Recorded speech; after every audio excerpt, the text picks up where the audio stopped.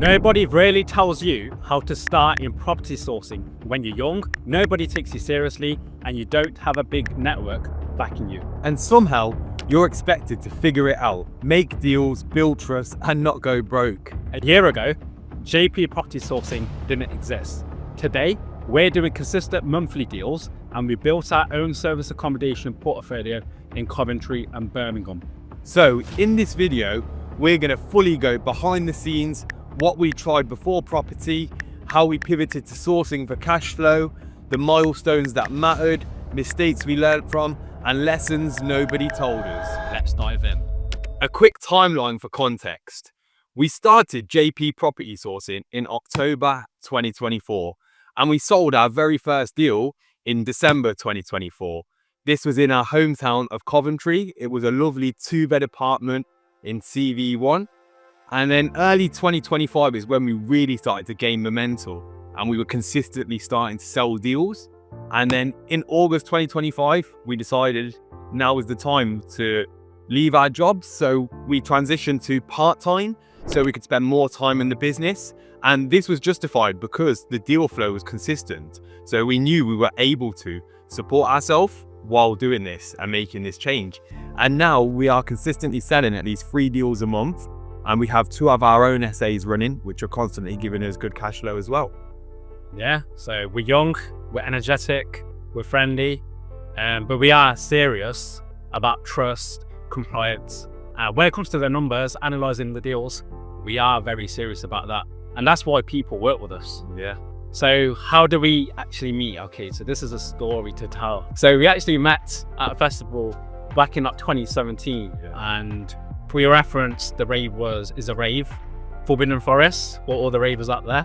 Been there, done that. And then, yeah, after that rave, we stayed mates. We went to university. Pranay went to Manchester. I went to Coventry. We all studied in our fields. And then from there, we were good mates from there. Yeah, and the reason why we work so well together is because we've got good communication between us and we have that trust. And we are both very ambitious and we have the same goals. That's how we knew we work well together. And we constantly show up regardless whether we feel good, we feel bad. We're still there showing up, putting in the work regardless, because we know that's what it needs. It can be boring, but consistency beats height every single time. And obviously before property, we tried other business avenues as well. So we tried cryptocurrency, we tried Forex trading, we've done drop shipping before, but if I'm honest, we didn't really have a passion for it. Nah. Not at all. And it wasn't really successful. Obviously, we do the cryptocurrency here and then, but nothing too serious at the minute. Nah. And some people will hide this stuff, like they won't tell you, but we'd rather be honest. And at the end of the day, it wasn't time wasted. 100%.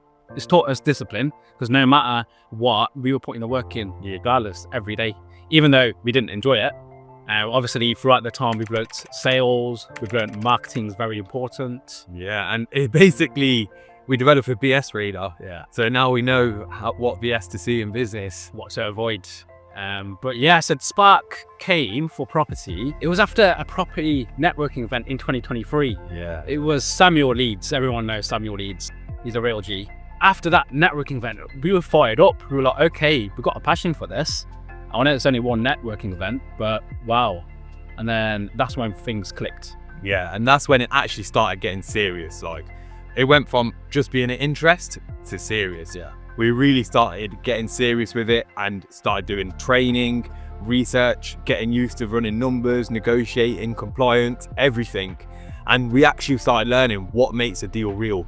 Not just looking at properties and running numbers, that's it, but actually stacking deals, real deals, not just an Instagram reel. 100% bro. And then later down the line, JP Property Sourcing was formed in October 2024. That's when it officially born. It's crazy. Yeah, check that on Companies House, guys. And at first, we were focusing on BRRs and flips, but then reality hit. Yeah, so for us at that moment, we thought, what actually matters in that moment? And we thought, it's cash flow. We need cash flow. Because obviously we didn't have the capital there to do the BRR, the flips ourselves. And we wanted cash flow in that moment. And obviously predictability, that matters for us. And then after that, we thought, okay, we looked into rent to rent and we looked into rent to SA sourcing, and since then it's been a game changer. And yeah, so December 2024, we sold our very first deal. As we mentioned, this was a lovely 2-bedroom flat in Coventry, in our hometown as well, guys. So it was a sign. Yeah, boy, it sold. It's blatantly obvious. So clear numbers. We packaged the deal very efficiently. Since then, we worked on the deal packs massively. Yeah. They are a lot better, but even in that moment, we were sending deal packs. We were analysing it thoroughly using software such as PMI, AirDNA. So we had real evidence behind us. So in February 2025, we sold our second deal, which was a 2-bedroom apartment again in our hometown of Coventry. And from then, it started to become consistent. Yeah, so what changed? I personally think we obviously analysed the deals a lot better. We packaged the deals a lot better, like we said. And the communication with, whether that's with investors, whether that's with landlords, at the end of the day, property is a relationships game. So we also worked on networking as well. And we've had tighter standards since. And then August 2025, we both handed in our notices at our jobs and we decided to go part-time in them. We did this as we were being reckless because there was proof there.